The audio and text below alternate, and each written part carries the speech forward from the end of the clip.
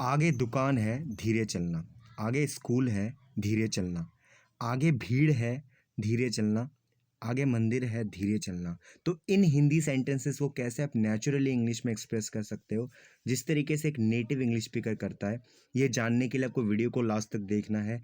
और अभी तक अगर आपने मेरे चैनल को सब्सक्राइब नहीं किया है तो please subscribe to my channel.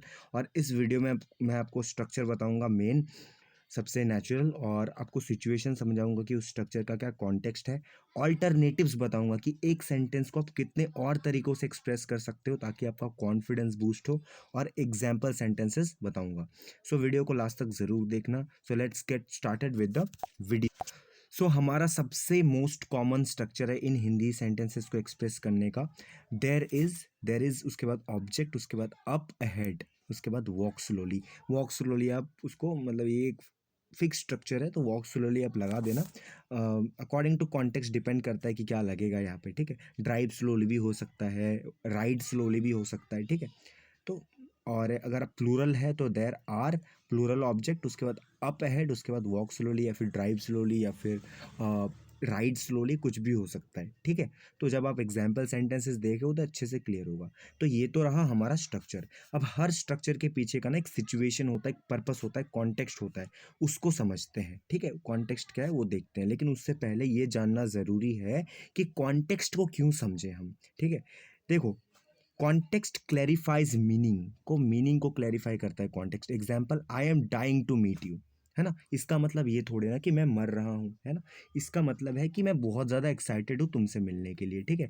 Context shows when and where to use, है ना, कहाँ यूज़ होना ये कॉन्टेक्स्ट बताता है। जैसे example, take a chill pill, ये एक सेंटेंस है।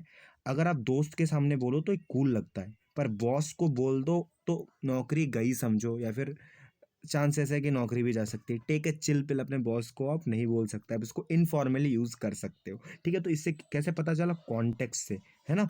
अब देखो तीसरा क्या है, context makes English natural. Natural sound करना है ना तो कॉन्टेक्स्ट को समझना पड़ेगा। एग्जाम्पल, जैसे एक सेंटेंस है, could you open the window, है ना, ये पोलाइट और नेचुरल है। अगर आप बोल दो ओपन द विंडो, ठीक है, इसकी जगह आप ये बोल दो तो लगता है जैसे किसी किसी आर्मी कैंप में ऑर्डर दे रहे हो, ठीक है।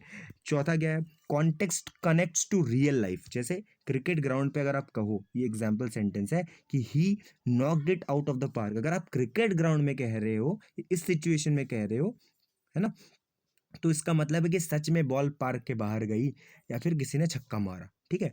अगर किसी ने बहुत ही जबरदस्त काम किया हो तब आप बोल रहे हो तो इसका मतलब ये नहीं है कि उसने छक्का मार दिया, इसका मतलब है कि उसने बहुत ज़बरदस्त काम किया। जैसे आप ऐसे कह सकते हो, bro you knocked it out of the park, इसका मतलब है कि आपने बहुत ज़बरदस्त काम किया है, ठीक है।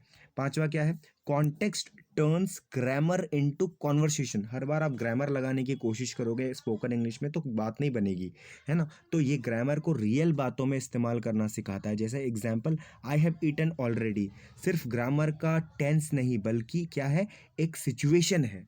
इसका मतलब क्या है, मुझे और खाना नहीं चाहिए या फिर मुझे भूख नहीं है, ये भी मतलब देता है, ठीक है। तो क्या होता है ना, जब आपको समझ में आता है कॉन्टेक्स्ट तो आप घुमा फिरा के सेंटेंसेस को कहते हो लेकिन मीनिंग सेम रहता है, ठीक है। तो कंक्लूजन क्या निकलता है कि हमें क्या करना है, अपने एक्सप्रेस करना है अपनी बातों को, पिक्चर में सोचो, एक्सप्रेस करो, ट्रांसलेट नहीं करना वर्ड फॉर वर्ड। जैसा हिंदी है उसको ट्रांसलेट नहीं करना, ठीक है। सिचुएशन को समझो और उसको एक्सप्रेस करो कि यार किसी भी तरीके से इस सेंटेंस को मुझे अलग तरीके से कई, मतलब कहना है, कन्वे करना है अपनी बात, है ना, मुझे अपनी बात पहुंचानी है, बस इतना सा है, ठीक है। अब कॉन्टेक्स्ट को समझते हैं। So the purpose of this structure, यानी when to use this structure is, use this to warn or advise someone to slow down or proceed carefully because something, a place, obstacle or hazard is coming up ahead। कोई दिक्कत है आगे तो थोड़ा सा slow down हो जाओ।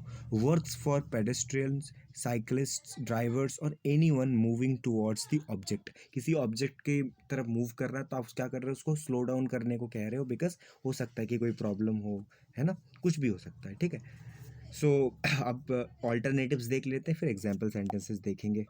तो ऑल्टरनेटिव्स के लिए हमारा पहला सेंटेंस है, हिंदी एक्सप्रेशन है, आगे दुकान है धीरे चलना। तो ये इसकी मदद से हम ऑल्टरनेटिव्स देखेंगे, ठीक है। तो सबसे मोस्ट कॉमन स्ट्रक्चर की मदद से अगर इसको हम एक्सप्रेस करें तो क्या होगा, there is a shop up ahead, there is a shop up ahead, walk slowly. ठीक है, सबसे मोस्ट कॉमन स्ट्रक्चर है। अब 4 नेचुरल ऑल्टरनेटिव्स देख लेते हैं विद कॉन्टेक्स्ट। तो पहला ऑल्टरनेटिव क्या है, there is a shop ahead. Up ahead के जगह पे आप सिंपली अहेड भी कह सकते हो, ठीक है, अप को रिमूव कर सकते हो। There is a shop ahead, slow down कह सकते हो, ठीक है। स्लो डाउन आप हर सिचुएशन में यूज़ कर सकते हो, ठीक है, स्लो डाउन बहुत ही बेस्ट है। अगर कोई गाड़ी भी चला रहा है तो आप स्लो डाउन कह सकते हो, अगर कोई पैदल चल रहा है फिर भी आप स्लो डाउन कह सकते हो, फिर कोई दौड़ रहा है फिर भी स्लो डाउन कह सकते हो, ठीक है, बहुत ही सिंपल है। Simple and direct, commonly used, ठीक है। There is a shop ahead, slow down. दूसरा ऑल्टरनेटिव है easy. There is a shop just up ahead. अब इजी मतलब इसका मतलब इजी नहीं, आसान नहीं, मतलब रुक जाओ थोड़ा सा शांत हो जाओ। इजी, स्लो डाउन इसका मतलब ये वो स्लो डाउन ही होता है, ठीक है। इजी या फिर take it easy, there is a shop just up ahead, more casual, sound soft and natural in spoken English. Easy, there is a shop just up ahead. तीसरा ऑल्टरनेटिव है, you can say go slow, there is a store in front. Go slow, there is a store in front, slightly informal, used when walking और driving. चौथा alternative है watch out, there is a shop coming up. There is a shop coming up sounds like a caution, है ना, caution, useful in crowded और narrow areas, है ना, crowded और narrow areas है तब आप कह सकते हो watch out, there is a shop coming up, ठीक है। नहीं तो आप सिंपली ऐसे भी कह सकते हो कि careful, we are approaching a shop, slightly formal और used when giving a gentle warning, ठीक है, careful, we are approaching a shop. अब कुछ एग्जाम्पल सेंटेंसेस देखते हैं। पहला एग्जाम्पल है, आगे दुकान है धीरे चलना। There is a shop up ahead, walk slowly या फिर स्लो डाउन। कॉन्टेक्स्ट क्या है, crowded market, avoid bumping into people और डिस्प्लेज। दूसरा एग्जाम्पल है, आगे स्कूल है धीरे चलना। There is a school up ahead, walk slowly. Context क्या है, kids crossing the road, take extra care, है ना। There is a school up ahead, walk slowly या फिर स्लो डाउन। तीसरा एग्जाम्पल है, आगे संकरी गली है धीरे चलना। There is a narrow lane up, there is a narrow lane up ahead, there is a narrow lane up ahead, walk slowly. Context क्या है, two way traffic won't fit, है ना, प्रोसीड केयरफुली, प्रोसीड कॉशियसली। चौथा example है, आगे सीढ़ियाँ है धीरे चलना। There are steps up ahead, walk slowly. Context क्या है, watch your footing to avoid tripping, है ना।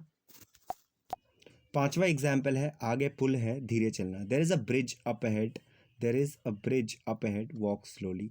कॉन्टेक्स्ट क्या है, सिंगल लेन और slippery bridge, steady pace recommend. छठा एग्जाम्पल है, आगे निर्माण स्थल है धीरे चलना। There is a construction site up ahead, walk slowly. Context क्या है, debris and workers, be careful and slow.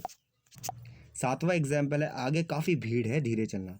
There is a big crowd up ahead, walk slowly. Context क्या है, फेस्टिवल और मार्केट क्राउड, मूव कॉशियसली।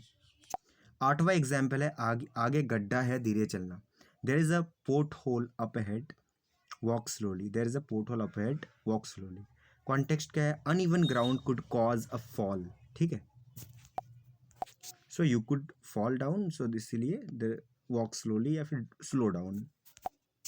नवा example है, आगे तेज मोड़ है धीरे चलना। There is a sharp turn up ahead, there is a sharp turn up ahead, go slow. Context क्या है, ड्राइविंग या फिर cycling, reduce speed before the bend, bend से पहले थोड़ा सा स्पीड को रिड्यूस कर लो, अदरवाइज एक्सीडेंट होने की संभावना है। देर is a sharp turn up ahead, so go slow या फिर ड्राइव स्लो या फिर राइड स्लो अगर आप साइकिलिंग कर रहे हो। और यू कैन सिंपली से slow down, there is a sharp turn up ahead.